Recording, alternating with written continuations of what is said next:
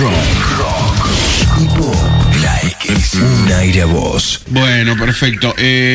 Aparte, joven economista, hablábamos de una nueva postura por allí sobre algunas cuestiones económicas. Pues venimos, vos imaginate que por lo general el concepto de economista es de Domingo Cavallo, ya tendrás esas referencias, ¿no? Me imagino que lejos por ahí de vos, según lo que escuchábamos por allí en tus opiniones. Sí, es una cruz con la que tenemos que cargar todos los economistas. Lo que pasa es que no dejar. Claro, y bueno, fue mucho el daño. ¿Qué le vamos a hacer, Andrés? Bueno, ¿qué pasa con el dólar? Más o menos saber para entender por qué el Estado tomó estas medidas y como ciudadanos qué es lo que nos conviene. ¿Por qué está pasando lo que está pasando? Digamos, las restricciones a la compra, ahora viajar, los títulos de los diarios, ¿qué es lo que hay que creer, qué es lo que no? ¿Cómo la ves? No, bueno, hay varias razones. Por un lado, la cuestión más estructural de largo plazo de por qué son para el funcionamiento de la economía argentina, que tienen que ver con nuestra estructura productiva, con nuestras pautas de consumo, que digamos esto viene de larga historia, podemos irnos hasta la colonia, hasta el presente, en que nosotros consumimos celulares, automóviles, necesitamos inversiones, por ejemplo, en el tema de los hidrocarburos, sí. Y esto requiere, no lo producimos la mayor parte de estos bienes, digamos, como un automóvil tiene un 70% de parte importada, lo mismo muchos productos electrónicos, las maquinarias para la inversión en hidrocarburos no se fabrican en el país, entonces el proceso productivo de crecimiento, de empleo, de inversión, todo esto insume dólares. Nosotros los conseguimos en la actualidad mediante nuestras exportaciones. En épocas pasadas se optaba por pedir deuda y sabemos que esto generaba que iba a estar teniendo que resignar el manejo después de la política económica, que poco a poco lo iba absorbiendo el acreedor, ¿no? Acá claro. Mandaba más el FMI que el Ministro de Economía, ahora lo obtenemos por el comercio externo. Entonces es importante, imagínate vos, que es un tema que está en juego también la independencia económica, la estabilidad económica, el sostenimiento del empleo, el preservar esos dólares y que sean utilizados para la inversión, para sostener la producción y no tanto para la especulación.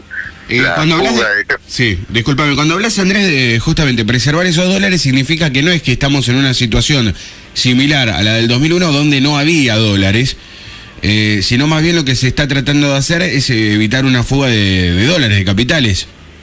Claro, vos imaginate, mira, te digo, o sea, la situación es muy poco comparable con las anteriores. Un solo dato, las reservas hoy día son 4 veces más, y aparte las reservas vienen estando estables incluso en el contexto de crisis internacional desde el 2008 a la fecha, oscilan con subida y bajada por los 48.000 millones de dólares, lo que habla de que, digamos, hemos incluso sostenido el crecimiento económico en un contexto internacional difícil, manteniendo un alto nivel de reserva. Y por el otro lado, el Banco Central viene comprando dólares desde que se impusieron las restricciones hasta el presente. El tema es que uno no, digamos, es un desperdicio económico permitir que, digamos, que en lugar de sostener para que los dólares se usen para sostener la actividad económica interna y el empleo, se utilicen, ¿entendés? Para nada, para guardarlo en un cajón, ¿no? Está bien, pero porque, a ver, me va a parecer a por qué se toma, viste, esta decisión ahora, pero digamos, la economía venía funcionando. Este cambio implica una cierta desconfianza en el peso, en el promedio de la gente que dice, no te dan dólares porque ya van a devaluar, digamos, genera una cierta, lo cual me parece que no es bueno, lo sabrás mejor vos que yo como economista. Digo, ¿por qué se toma esta medida puntualmente ahora? ¿Qué es lo que cambió en nuestra realidad? Bueno, las medidas se vienen tomando de octubre del año pasado, sí. Y lo que cambió es que ni bien ganó la presidenta, hubo un intento de corrida cambiaria por parte del sector económico concentrado, que como perdieron las elecciones, hoy no tienen un partido militar, la guerra mediática la perdieron, apostaron a la desestabilización económica. Claro. Y esta incitación a las corridas cambiarias como forma de condicionar al gobierno, me parece que la respuesta del gobierno fue contundente diciendo, miren muchachos, nosotros a ustedes, digamos, le vamos a mostrar que el proyecto político y económico que votó la mayoría de los argentinos se va a cumplir. y entonces se imponen restricciones. Aparte, en un contexto internacional que vos no podés dejar que cuando Europa está en crisis, Brasil se acaba de la economía también entrar en recesión, esto va a impactar seguramente en las exportaciones de Argentina con un ingreso menor de dólares, andarlos desperdiciando porque sectores privilegiados quieren promover la desestabilización del país, digamos. Entonces, bueno, lo podés dejar, por más que el poder de fuego que tengan sea limitado, tampoco podés andar tolerando el desperdicio de la fuga de capitales, digamos.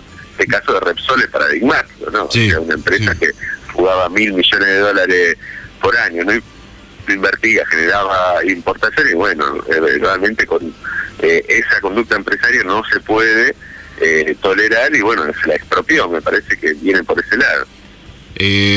Hay muchas más empresas, ¿no? Que por ahí uno no va a exigir que todo el cambio sea de un día para el otro, pero digo, hay temas en profundo para hablar, tal vez otro día, sobre el tema de los alimentos, que lo manejan dos grandes empresas, digo, por cómo lo mirés, las telefónicas que siguen siempre los mismos, que eso es dinero que se va para el exterior, indudablemente, digo, ahí hay varios temas de donde tal vez ajustar un poquito, ¿no? También. Sí, digamos, asunto económico y obviamente conductas empresariales que hay que guiar, digamos, porque un poco la política económica, antes se sostenía que había que dejar hacer las empresas lo que querían, que eso nos iba a llevar al mejor mundo posible. Se demostró que eso llegó al mejor mundo posible para 2 o 3 empresas, ni siquiera para la mayoría, porque esas conductas colectivamente llevaban a callejones sin salida. Entonces, intentar hacer un proyecto de política económica con objetivos y que los actores económicos se adecúen a ellos implica siempre una negociación con los distintos actores, implica muchas veces conflictos, ¿no? Que hay que resolver de una otra forma. Andrés, ¿cómo ves la economía que se viene en este contexto internacional y con estas medidas que va tomando el gobierno para, no hablo tanto de la macroeconomía, más bien de la nuestra, de la cotidiana, de ir al supermercado, de aumento de precios, de laburo? ¿Cómo ves que va a seguir la cosa según tu visión? O sea, lo que tenemos ahora es una coyuntura internacional muy difícil, digamos, estamos con una economía mundial en recesión, con lo que es el desastre que es Europa, que en plena crisis económica continúan con políticas de ajuste, ahora que se están anunciando que van a revertir eso, hay que ver hasta qué punto es cierto. Y en ese sentido, bueno, como tenemos una economía conectada en muchos sectores, por ejemplo el caso automotriz es uno patente, ¿no? Que la industria automotriz ha bajado su producción porque disminuyeron las compras de Brasil, sí. Digamos que entonces es un contexto difícil. Me parece que igualmente la apuesta del gobierno nacional va a ser sostener la demanda interna, lo ha hecho en la crisis anterior, y también va a imponer a través de todos los medios posibles de que la crisis no sea descargada sobre los trabajadores. En la Argentina no se permite lo que se permite en otros países, que ante la menor desaceleración económica la variable de ajuste es el trabajador, que lo echan a la calle. Acá en la crisis anterior se sostuvo el empleo mediante, sea llamado a las empresas, los acuerdos, por ejemplo, pagando parte del salario del Estado, pero claro, obligando a la conservación del empleo. O sea, me parece que hay antecedentes que marcan la línea de este gobierno en términos de, ante una crisis económica, no va a dejar que... Sí, no mirar para otro lado, ¿no? Sino más bien hacerse cargo y meterse en esa economía para reactivarla. Sí, para reactivarla y para tratar de lograr que la crisis no sea descargada sobre los sectores del trabajo. Perfecto, Andrés, y la última, si serías ministro de Economía, supongamos que hoy estás en el ministerio, ¿hay alguna medida que tomarías, que ves que esté faltando?